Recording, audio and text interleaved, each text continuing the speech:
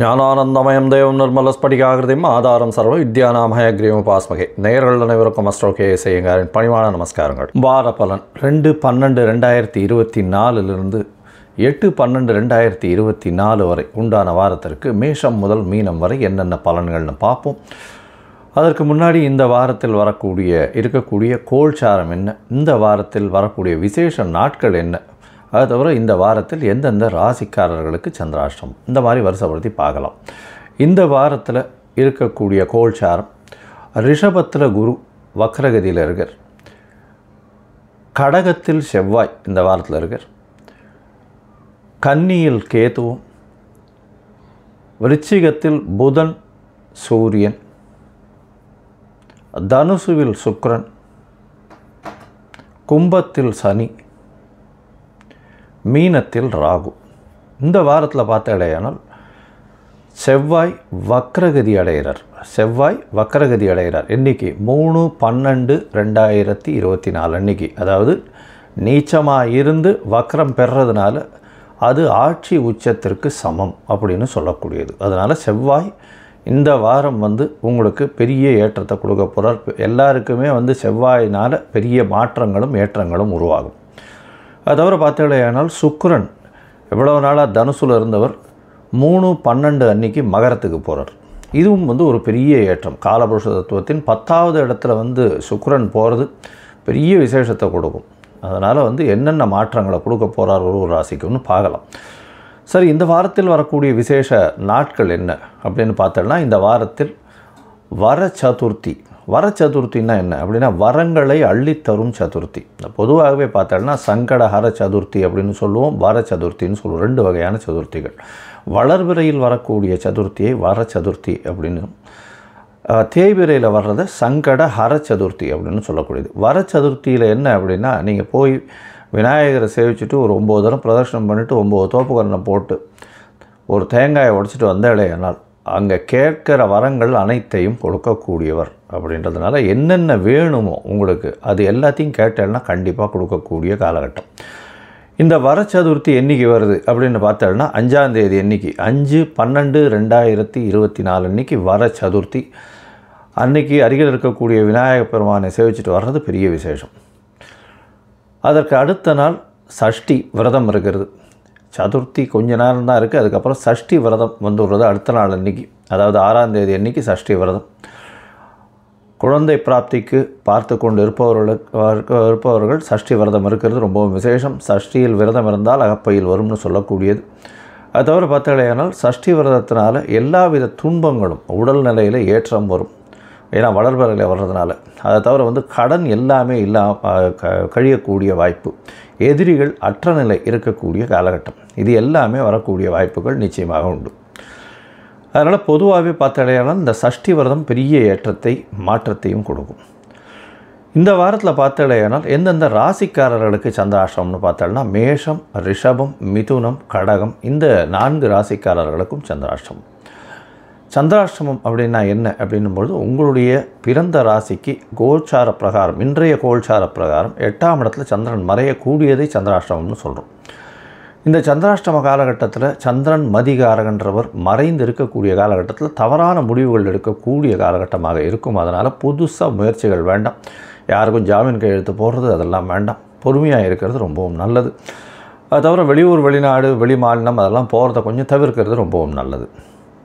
ஏன்னா அந்த ஏதாவது ஒரு ஸ்பெசிஃபிக் ப்ராஜெக்ட்டுக்குன்னு அன்றைக்கி நீங்கள் போக வேண்டிய கட்டாயம் ஏற்பட்டதுன்னா பிரச்சனைகள் வரும். சரி, இந்த காலகட்டத்தில் ஒரு வேளை செய்ய வேண்டிய கட்டாயத்தில் இருக்கீங்க அப்படின்னா என்ன பண்ணலாம்னா, அருகில் இருக்கக்கூடிய கோவிலில், அதாவது இப்போது வர சதுர்த்தி வேறு வருது, அதனால் அருகில் இருக்கக்கூடிய விநாயகர் கோவிலில் பால் அபிஷேகத்துக்கு பசும்பால் ஒரு 1/2 டம்ளர் உங்களால் முடிஞ்சது வாங்கி கொடுத்துட்டு போகிறதன் மூலியமாக சந்திராஷ்டமத்தின் தாக்கம் நிச்சயமாக குறையும். சரி, இந்த வாரம் மேஷம் முதல் மீனம் வரை எப்படி இருக்குதுன்னு பார்க்கலாம். அதற்கு முன்னாடி என்னுடைய மொபைல் நம்பர் கீழே ஸ்க்ராலிங்கில் வரும். உங்களுக்கு அஸ்ட்ராலஜிக்கல் கன்சல்ட் தேவைப்படுமேயாயின் எனக்கு ஃபோன் பண்ணுங்க. உங்களுடைய date, time, place of birth, உங்களுடைய பெயர், தாய் தகப்பனார் பெயர், இது வரலும் எனக்கு அனுப்புங்க.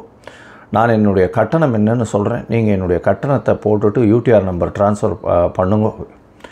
அதற்கு பிறகு நான் உங்களுக்கு ஜாதகத்தை போடுறேன். ஜாதகத்தில் சந்தி இருக்கான்னு பார்க்கணும். அதாவது சந்திரன் எந்த நட்சத்திர பாகையில் இருக்கார், அவர் வந்து எந்த பாதத்தில் இருக்கார் அப்படின்றத பார்க்கணும். அதை தவிர லக்னம் எந்த பாதத்தில் இருக்குது அப்படின்றத பார்க்கணும். இந்த சந்தி எதுக்கு பார்க்கணும்னா, எனக்கு தெரிஞ்ச 40 வயசு 45 வயசு 50 வயசு இருக்கிறவாள்லாம் வந்து கோவிலில் சங்கல்பம் பண்ணிக்கும்போது மிருகசீரிஷ நட்சத்திரம் மிதுன ராசியில் இருக்கும்னு நினச்சின்னு பண்ணிட்டு இருக்கா இது வரலும். ஆனால் அவள் ரிஷப ராசியிலே இருக்கா. மிருகசீரிஷம் 2ஆம் பாதத்தில் இருக்கா, சந்தியில் 3ஆம் பாதத்தில் அவள் இருக்கிறது 2ஆம் பாதம் நினச்சின்னு அவள் பண்ணிட்டு இருக்கா. அதே மாதிரி பார்த்தாலேனால் விசாக நட்சத்திரம்னு சொல்லிட்டு இருப்பாள். விசாக நட்சத்திரம் துலா ராசியில் இருப்பாள். ஆனால் விசாக நட்சத்திரம் விருச்சிக ராசிக்கு அர்ச்சனை பண்ணிட்டு இருப்பாள்.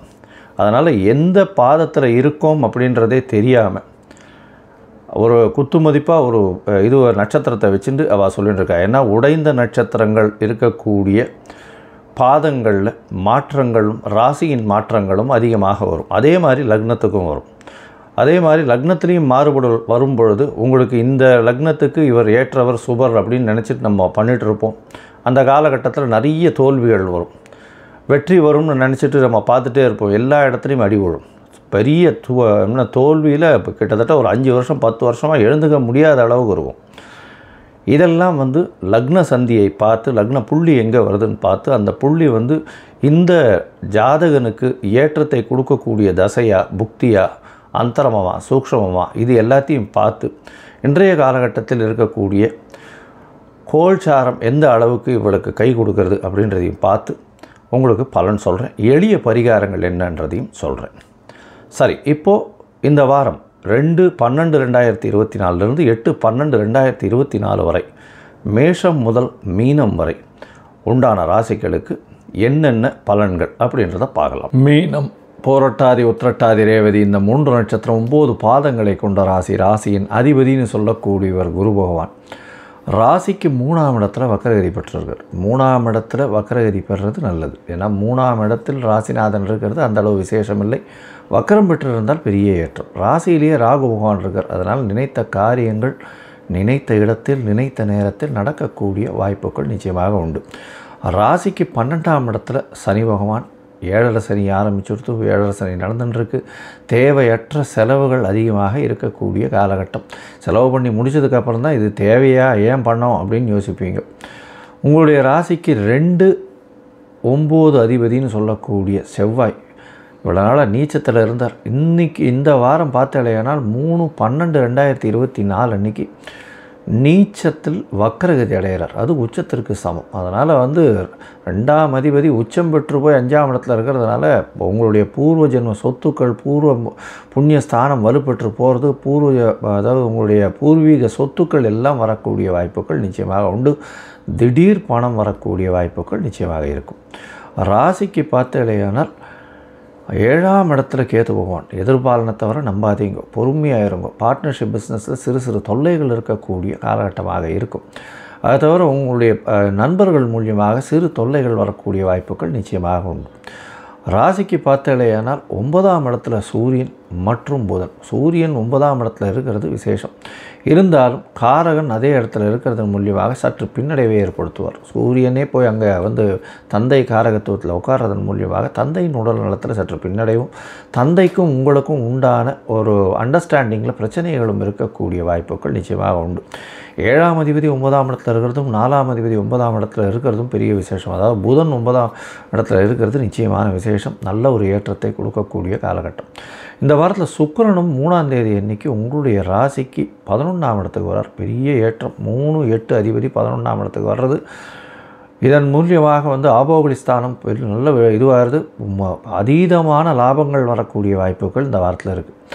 உங்களுடைய ராசிக்கு பார்த்தாலேயானால் அதிவேகமாக செல்லக்கூடிய கிரகமான சந்திர பகவான் இந்த வாரம் உங்களுடைய ராசிக்கு 9ஆம் இடத்துல ஆரம்பிக்கிறார். இந்த வாரத்தை 2/12/2024 8/12/2024 வரை உண்டான வாரத்தில் 2ஆம் தேதி மாலை ஒரு 4:30 மணி வரலும், இந்த வாரம் வந்து 2ஆம் தேதி மாலை 4:30 மணி வரலும் சந்திர பகவான் 9ஆம் இடத்துல இருக்கார். பரிவர்த்தனை யோகம் அமையிறது. ஏன்னா சந்திரனும் நீச்சம், செவ்வாயும் நீச்சம், நீச்ச பரிவர்த்தனை. இது வந்து பெரிய ஏற்றத்தை கொடுக்கும். ஆட்சி பெற்றதற்கு சமம். அதனால் 5ஆம் இடத்துல 5ஆம் அதிபதி ஆட்சி 9ஆம் இடத்துல 9ஆம் அதிபதி ஆட்சி பெற்றிருக்கார். இதன் மூலியமாக பார்த்தேனால் திடீர் பணவரவு யோகங்கள் அதிகமாக இருக்கும். படிக்கக்கூடிய மாணவ மாணவியர்களுக்கு பெரிய ஏற்றம் கிடைக்கக்கூடிய காலகட்டம். வெளிநாட்டில் போய் படிக்கணும்னு நினச்சிட்டு இருக்கவர்களுக்கெல்லாம் நிச்சயமான ஒரு ஏற்றம் கிடைக்கக்கூடிய காலகட்டமாக அமையிறது. தந்தையின் மூலியமாக திடீர் பணம் வரக்கூடிய வாய்ப்புகள் நிச்சயமாக உண்டு. உங்களுடைய ராசிக்கு 10ஆம் இடத்துல சந்திரன் போகிறார். 2ஆம் தேதி மாலை 4:30 மணியிலிருந்து 4ஆம் தேதி இரவு ஒரு 11 மணி வரலும் இருக்கக்கூடிய காலகட்டம். இதன் மூலியமாக பார்த்தோம்னா தொழிலில் பெரிய அபிவிருத்தி. 5ஆம் அதிபதி 10ஆம் இடத்துல ஒரு திரிகோணாதிபதி கேந்திரத்தில் இருக்கிறது பெரிய விசேஷம். அதுவும் தசம கேந்திரத்தில் போய் சந்திரன் போயிருக்கிறது பெரிய ஏற்றத்தை கொடுக்கும். தொழிலில் பெரிய அபிவிருத்தி இருக்கும். நினைத்த காரியங்கள் நடக்கும். நினைத்த தொழில் எல்லாமே வெற்றி பெறும். உங்களுடைய ராசிக்கு பார்த்தோம்னா 11ஆம் இடத்துல சந்திர பகவான் போகிறார். 11ஆம் இடத்துல அப்படின்னு சொல்லக்கூடியது மூத்த சகோதரஸ்தானம். அதன் மூலியமாக பார்த்தோம்னா நல்ல ஒரு ஏற்றம் இருக்கும். 11ஆம் இடம் வந்து 4ஆம் தேதி மாலையிலிருந்து 7ஆம் தேதி காலை ஒரு 4:30 மணி வரலும் இருக்கக்கூடிய காலகட்டம். இந்த காலகட்டத்தில் பார்த்தோம்னா நல்ல ஒரு ஏற்றம் இருக்கும். 7ஆம் தேதி காலையில் ஒரு 4:30 மணி வரலும் 11ஆம் இடத்துல இருக்கிறதுனால அதீதமான லாபம் வரும். குழந்தைகள் மூலியமாக நல்ல ஒரு ஏற்றம் கிடைக்கும். மூத்த சகோதர சகோதரிகள் மூலியமாக நல்ல ஒரு ஏற்றம் கிடைக்கக்கூடிய காலகட்டமாக அமைகிறது. உங்களுடைய ராசிக்கு 12ஆம் இடத்துல சந்திரன் போகிறார். 12ஆம் இடம் அப்படின்னு சொல்லக்கூடியது விரயஸ்தானம். 5ஆம் அதிபதி 12ஆம் இடத்துல போய் இருக்கார். எப்போ 7ஆம் தேதியிலிருந்து 9ஆம் தேதி காலை ஒரு 8 மணி வரலும் இருக்கார். இந்த காலகட்டத்தில் குழந்தைகளுக்காக செலவு பண்ண வேண்டிய கட்டாயம் ஏற்படும். அதை தவிர பார்த்தாலேனால் இந்த கலை பொருட்கள், அதை தவிர வந்து வீட்டுக்கு ஃபேன்சி ஐட்டம்ஸு, அதை தவிர வீட்டுக்கு வந்து இந்த அழகூட்டும் பொருட்கள்லாம் வந்து கொஞ்சம் அதிகமாக செலவு பண்ணக்கூடிய காலகட்டமாக அமையும். மொத்தத்தில் பார்த்தாலேனால் இந்த வாரம் ஒரு நல்ல ஏற்றமான வாரம். அதுவும் வந்து இந்த மீனராசிக்காரர்கள், கடல் வாணிபம் செய்பவர்கள், இம்போர்ட் எக்ஸ்போர்ட் பிஸ்னஸ் பண்ணுறவங்க, பேப்பர் சம்பந்தமான வியாபாரம், அது தவிர வந்து டீச்சிங் ப்ரொஃபஸர்ஸ், இந்த மாதிரியான வியாபாரம், மத குருமார்கள், கோவில் இந்த கற்பூரம் அந்த மாதிரியான கோவில் பதார்த்தங்கள் விற்கிறவங்க, இவங்களுக்கெல்லாம் பெரிய ஏற்றத்தை கொடுக்கக்கூடிய காலகட்டமாகவே நீங்கள் அருகில் இருக்கக்கூடிய தட்சிணாமூர்த்தியை போய் வணங்கிட்டு வாங்கும். அதை தவிர வந்து ஒரு மஞ்சள் கலர் வஸ்திரம் தானமாக கொடுத்துட்டு வாங்கும். அது ஒரு பெரிய ஏற்றத்தையும் மாற்றத்தையும் உங்கள் வாழ்வில் கொடுக்கும். லோகா சமஸ்தா சுகினோ பவந்து. நன்றி, நமஸ்காரம். Astro KS Iyengar YouTube channel பார்த்தமைக்கு நன்றிகள். மேலும் இது போன்ற ஆன்மீக ஜோதிஷ தகவல்கள் உங்களை வந்து அடைய astro KS Iyengar YouTube channel subscribe செய்யவும், பெல் ஐக்கானை மறக்காமல் அழுத்தவும். நன்றி, வணக்கம்.